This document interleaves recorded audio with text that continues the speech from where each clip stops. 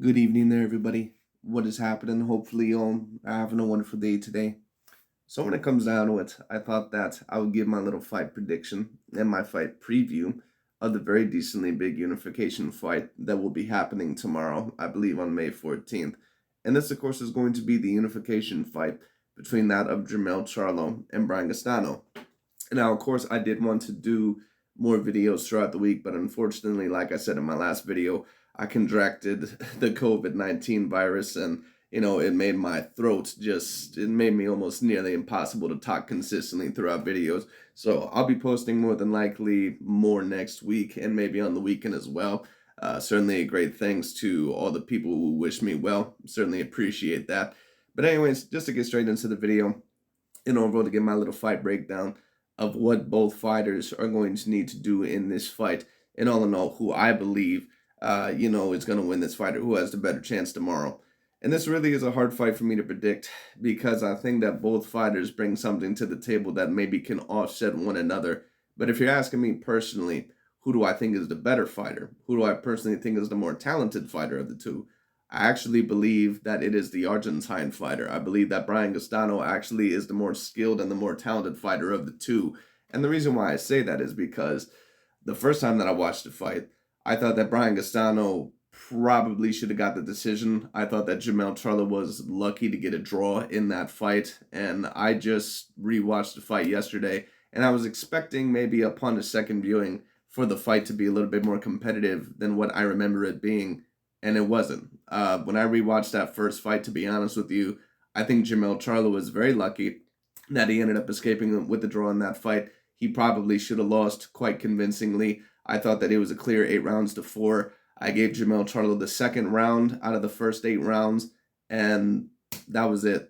Out of the first 9, actually. The first 9 rounds, so overall the first 3/4 of the fight, I gave Brian Castano about 90% of those rounds. The only round that I gave Jermell Charlo within those rounds was round 2. And then I gave him the final 3 rounds because I thought that Brian Castano slowed down a little bit. But bottom line is this: I personally thought Jermell Charlo got extraordinarily lucky to get a draw in that fight. I don't think that it was deserving whatsoever. It's no offense against Jermell Charlo. It's not that he's not a decent fighter, but I do think that he is the more limited fighter of the two. But that does not mean that Brian Castano cannot lose this fight because, of course, it depends on who is going to adjust better in the rematch. Anyways, just talking about what I think both fighters will need to do in order to win this fight. In terms of Brian Castano, if I were going to talk about him first, I think what he needs to do is a lot of what he did in the first fight, maybe just a better version of it. Brian Castano, with the way that he fights, he's a very, very tricky fighter. He's a person all in all. He's a boxer that loves to keep his hands up the majority of the time. He moves a little bit in and out. I don't think that he always has the quickest feet, but he does move in and out. He will be very, very decently defensively responsible when he needs to be. So that is a great positive for Mr. Brian Castano. He's a person all in all that seems to have a very decent jab, good right hand, good straight cross, just like he deployed many, many times in the first fight. Good left hook as well, which hurt Jermell Charlo a multitude of times. And I think he's going to have to deploy that once again in this fight. I just think that he's even going to have to pressure Jermell Charlo even a little bit more than what he did in the first fight. And he was pressuring him quite a bit. But Brian Castano and Jermell Charlo, what this fight I think could be titled is respect. Basically, who earns whose respect first. Because both of these fighters have enough power actually to knock out the other person, to knock out the other fighter. So Brian Castano, if he is going to win this fight, in my view, what he has to do is a lot of what he did in the first fight, just change it up a little bit. I think that you have to be a little bit more aggressive than what you were. Kind of do what Tony Harrison did a little bit with Jermell Charlo, even in the rematch. The difference between Tony Harrison and Brian Castano is that Brian Castano is actually a decent fighter. So it is what it is. I mean, Tony Harrison, he can pull out a decent performance here and there, but he's not a person that's ever going to win an official title usually. He's just a person that is a C-grade fighter. Brian Castano, in my opinion, is the only other A-grade fighter within the 154-pound division other than that of Jermell Charlo. So if there is going to be someone that has a chance of defeating Jermell Charlo in that weight class, it is going to be Brian Castano. So my advice to him would be to come forward, gain Jermell Charlo's respect early on, show off that power. You obviously have enough power to hurt him because you hurt him a multitude of times in the first fight.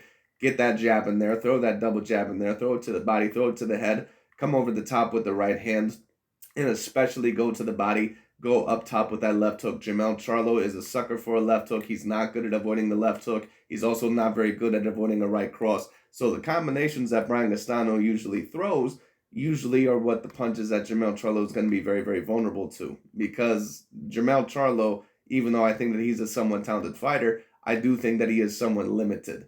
So we'll end up seeing what happens there. But that would be my strategy for Brian Castano. You need to gain his respect early. You need to show him that, that power is still there, that you can still hurt him. Jermell Charlo, I think, was somewhat frightened of that power in the first fight. That's why he really didn't do a whole lot besides pecking and jabbing. And really, in my opinion, that's why a lot of the early rounds in the fight, that's why I gave them to Brian Castano. Because I didn't think that Jermell Charlo was really landing cleanly enough. Certain people would say, well, he was just boxing. Well, you could argue that maybe he was trying to box on the back foot, but I don't think that he was very successful.